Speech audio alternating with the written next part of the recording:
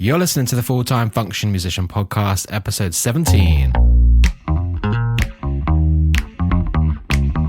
You're listening to the Full-Time Function Musician Podcast, the number one resource for growing your function musician business. If you're a solo wedding singer, part of a 12-piece luxury show band, or anything in between, and want to learn from other successful musicians, you're in the right place. You're listening to the Full-Time Function Musician Podcast. I am your host, Jack Twiner. If this is your first time listening, then welcome. If you're a regular listener, then welcome back. This podcast is for function musicians who are looking to grow their business, book more gigs, hear some inspiring stories, and generally just learn from others who've been doing it successfully for years. So this episode is going to be a little bit different to normal. This is going to be my first solo episode. Please go easy on me. So it's definitely going to be a little bit shorter than normal as well, but it's part one of a two-part episode. I've got a really great guest ready for next week who I believe has really nailed finding a niche and going full throttle into it. From her branding, videos, website, photos, even the font she uses, it all perfectly aligns to create this perfect niche brand. And that has led her to being completely booked up for a year in advance after only really starting it a couple of years ago. And so before we get into that episode, which will be next week, as I said, I wanted to go a bit more in depth into what niching down is, why it's important, some of the misconceptions, and why it works so well. So let's start with the basics. What is niching down? Niching down is the process of narrowing your focus to a specific genre, style, or audience. It's about becoming the go-to expert in that particular area. Have you ever heard the saying, when you try to appeal to everyone, you end up appealing to no one? It's about specializing. When you're sick and you have to go to hospital, you'll pretty much always see a specialist. Let's say you had something wrong with your eye, you're going to go and see an eye specialist. It's that kind of concept. So let's explore some of the benefits. First off, it sets you apart from the crowd. In a competitive industry like this, having a niche gives you a unique selling point.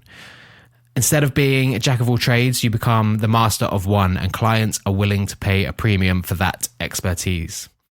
It becomes so much easier to market yourself, attract your ideal clients by catering to a specific audience. You're more likely to resonate with those who appreciate that style and vision. It's also easier to find your ideal clients because they generally kind of hang out in the same place, like the same things. So it's just much easier to find them online or even in real life. A good first-hand example I can give you is a few years ago, I used to run a recording studio and do a bit of video work on the side.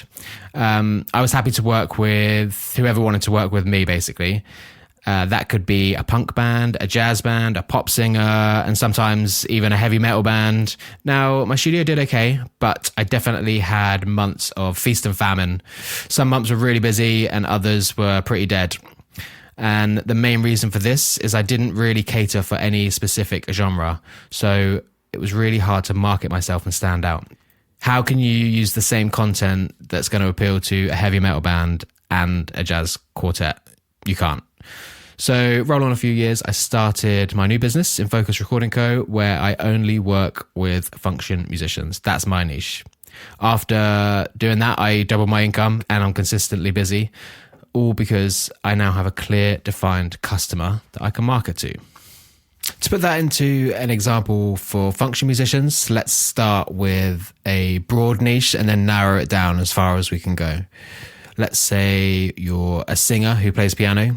You play whatever gig you can get your hands on, but you want to niche down, so you become a singer who plays piano but focuses on weddings. Then let's niche down even further. Let's say you're a singer who plays piano at weddings, but now you only play Taylor Swift covers. That's pretty niche and probably too niche, but it's a good example because I actually came across someone who does that on Instagram the other day and they had like 20,000 followers. So yeah, you get the point. It can feel pretty scary at first. You definitely get the feeling that you're going to miss out on loads of opportunities. So let's address some of the misconceptions. One big myth is that it limits your opportunities, but in reality, niching down opens doors and new possibilities. By focusing your energy on a niche, you can deepen your skills, build a strong reputation, and ultimately expand your opportunities within that niche and beyond. Another misconception is that you can't do anything else. Of course, you can still do other things, but if you are doing that, you might just want to keep things separate.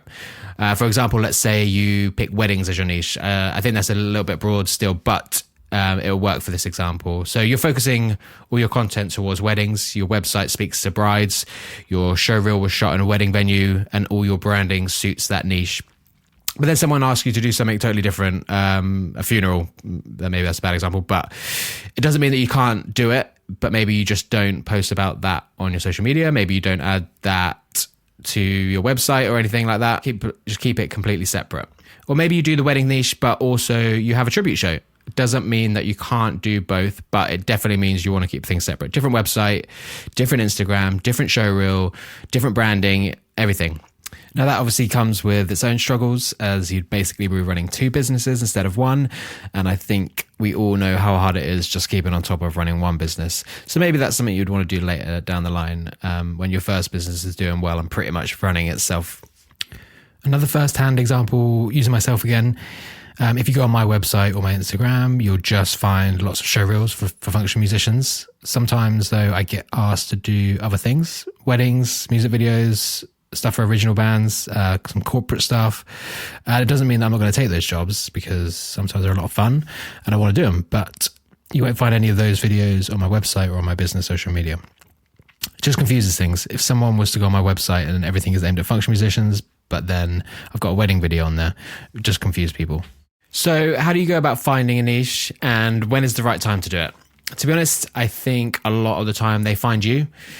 If you're at the start of your career, then it's a good idea to try lots of different things, lots of different styles, different shows, see what works for you, where most of your gigs come from, and then try and hone in on that. I would say sometimes the niche you pick isn't necessarily where you thought you'd end up, but it depends what your end goal is. Going back to our episode with John Blackburn, you need to think about what you want your end goal to be, and then you can kind of figure it out that way. Then once you've decided what your niche is going to be, it's time to own it. Build your brand around it, showcasing your expertise and unique style, create a compelling online presence from your website, your social media profiles, show reels, photos. Make sure all of that speaks directly to your target audience. And don't be afraid to network and collaborate with others in the niche as well, and expand your reach even further. I genuinely believe that this is the best way to run your business.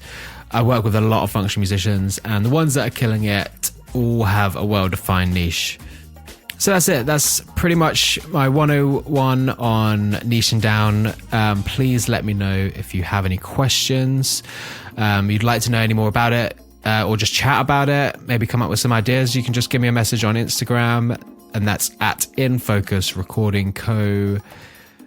Or you can find me on Facebook, just search my name, or hit my website, send me a message through there. That's www.infocusrecordingcompany.co.uk. So as I said, this was going to be a pretty short episode. Let me know if you like this kind of thing, and I might do more of them. I definitely have a couple more subjects that would suit these sort of short info-based episodes. Or let me know if you'd rather I just stick to the interviews. I've actually got some really exciting guests lined up, so I'm super excited to get those out. But for now, that's it from me. Make sure you tune in next week for part 2, which is the interview with Lily Kirby. It's a really great episode. Super pumped about that one. Yeah, that's it from me. Take it easy, and I will catch you next week for episode 18.